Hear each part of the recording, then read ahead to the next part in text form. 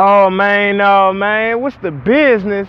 You already know what time it is. It's your folk Marquise, and welcome to another episode of Playing Maturity. That's right, welcome to another episode of Playing Maturity, where we're here to deliver a message of maturity to millennials and their manners in the effort to create the perfect citizen. So check this out, man. I'm excited, man. I'm just excited. Excuse the wire, I gotta go wireless, but you know what it is. We keep on moving forward. As you saw here, our crowns is already bought and paid for. All we gotta do is wear it. You understand what I'm saying? But that comes with a mindset shift. So the number 7 is a spiritual perfection number. That's what that means. That's what that stands for. 7 is spiritual perfection.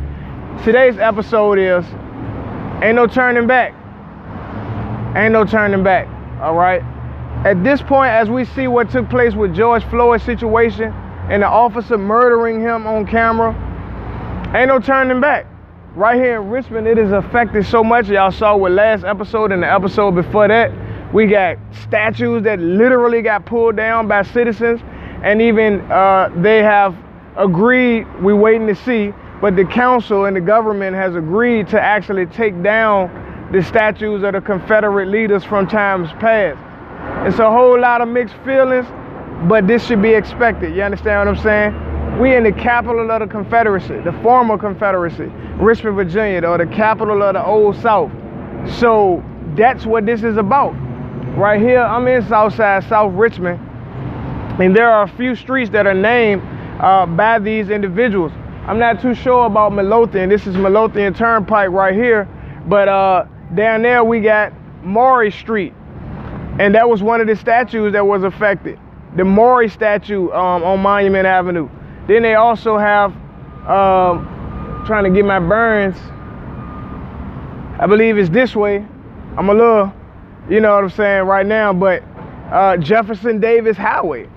Jefferson Davis was also a Confederate leader. Then we got Jeb Stuart. We got Stewart Street in the West End. You understand what I'm saying? So all throughout Richmond, you know, you got Lee Davis High School, you know, you got all these different high schools and places that are named by these Confederate leaders. So the whole city here in Richmond and in other places is just intertwined with the reality of the Confederacy and the former reality of America. However, as we know, as we saw with the George Floyd situation and others, racism is still alive, and it's a very, very unfortunate situation because, man, we're the same people, man. You understand what I'm saying? We are the same people. And the black folks, our issue is that we're not treated the same way largely across the board.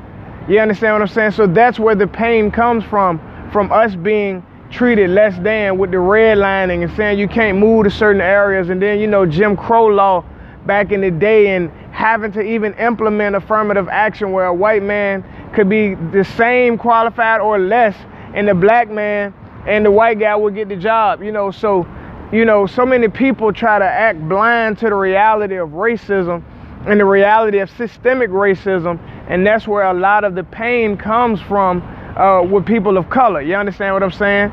A lot of Caucasians would try to act like it ain't what it is, and even people in the church, but that's a whole nother ball game. And that's where the pain and the frustration comes forth, because it's like, you trying to act like this thing ain't what it is, you know? And yes, blacks do have more than we've ever had. That is one of the arguments that I tell people. I'm like, look, we got black billionaires. You understand what I'm saying? We got black multi-millionaires.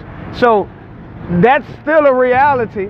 You understand what I'm saying? Nonetheless, to act like there isn't racism, to act like the system still isn't set in ways that largely affect people of color would be foolishness. It would be absolute foolishness. You know, the book Overstanding, A Comprehensive Look at Gangster Rap, that is available on my website, I talk about that in the book. When I talk about the feed the beast, or the prison system, the private prison system. Now, yes, white people are locked up too. You know what I'm saying? But blacks and Spanish is a large population of the prison system. Okay? So if a person tries to act like these things aren't there, then it causes that anger and frustration that you see going on out here, with them rioting, with them burning down businesses, with them destroying property, with them going through the affluent neighborhood like we see in St. Louis, Missouri, where the white lady and the white man in an amazing house, just about as big as this building in front of me, y'all can't see. I mean, huge house. And the guy's out there with his AR and the lady got her pistol because a whole literal mob of people mobbed through their neighborhood. They broke down the gates and they mobbed through saying, we'll burn this joint down and we'll kill y'all in there. That's wrong. You understand what I'm saying?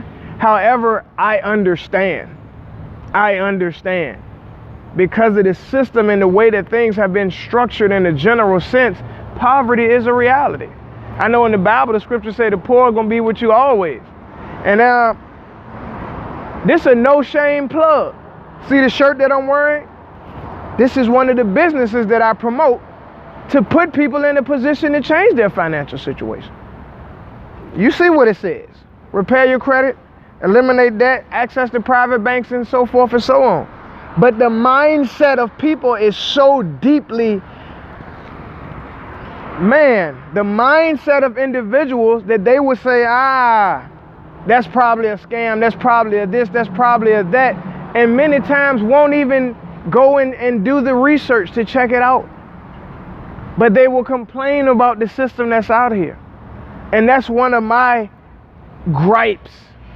That's one of my concerns. That's why I attack it head on with these videos, with other videos that I've done. Don't complain about what the system is doing. I'm not naive. I wrote a book about it. I was almost killed by white officers in front of my house, myself. So I'm not naive to the reality of what's going on. But don't continue to whine and complain or make true statements, but I'm talking about those that whine. Don't continue to make statements about what's going on if you're not willing to do something different. For the first time in my life, I'm about to vote. Keeping it real. I told you I got a criminal record. You know, I was out here ripping and running the streets. I won't raise like that. You know, y'all seen the shirt was raised good, but the streets bad.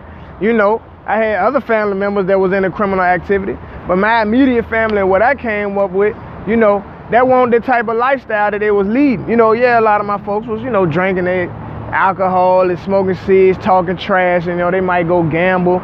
But as far as selling drugs and robbing and killing and shooting and beating, you know, a lot of that wasn't going on at the time that I was coming up. You know what I'm saying? And I ain't gonna say too much because I ain't trying to incriminate my own family, but the reality of it is I jumped off the porch. I started selling drugs. I started smoking weed and getting high and getting drunk and having sex and things that we call life, especially in the urban community, but truthfully wasn't my initial upbringing. You know what I'm saying? So that's just what it is. But there came a time where I had to transform my mind. I had to transform my mind, you know, and take that step. Personally, I got, you know, into the Christian faith and got born again and started living for the Lord. I was raised in the church, you understand what I'm saying? But I didn't see the holiness and righteousness that the Bible talks about. So to me, that was just something we do, because that's what we're supposed to do. You know what I'm saying? You party on Saturday, you go to church on Sunday. That was how I lived, you know what I'm saying? Then when I got into the drugs, the guns, and getting arrested and all that type of stuff, you know, I just asked God to forgive me and keep on moving. That's my testimony. You understand what I'm saying? But when it comes to a true transformation of mind, that began around 2009. I've always been an open-minded person, but I began to move in that direction to change the course of my life. Now I've written two books. I've written 2 books. I got my own t-shirt. I'm a financial consultant for this firm to put people in better positions financially. I'm an empowerment speaker. I've been featured on the news many times. I was a radio host for a whole year. I've been on television. I've traveled up and down the East Coast, even to the West Coast, but I traveled up and down the East Coast rapping, positive rap. I rapped overseas. This is my life. I add value to others, but I can't make you change. You have to want to change, and you have to want to move in that direction to get what it is that you was called to have. It's your folk Marquise. I'm about to get ready to head back to the house. Check it out. We'll be back on Mondays as we normally were. I apologize for the delay, but it still works out that we'll jump on it the 1st of July because this weekend is Independence Day, but for the first time ever, I don't want to say that, but a lot of people celebrated Juneteenth this year. And from now on, I believe a lot of people are going to celebrate Juneteenth. And even actually here in Richmond, Virginia, amazingly, the state has made it a holiday, paid holiday. So we moving forward. We ain't going back. It's your folk Marquise. You know what time it is. The shirt's still available. Go ahead and order that. Think different. Live different. Any questions? Y'all bless.